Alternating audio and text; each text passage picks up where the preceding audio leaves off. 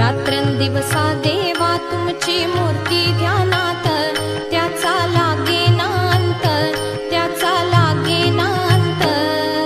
स्वप्नात आले माझ्या गुरुदेव दत्त, स्वप्नात आले माझ्या गुरुदेव दत्त.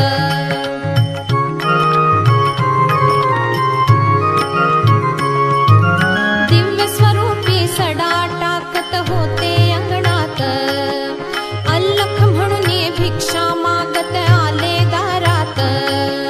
दिव्य स्वरूपी सडा टाकत होते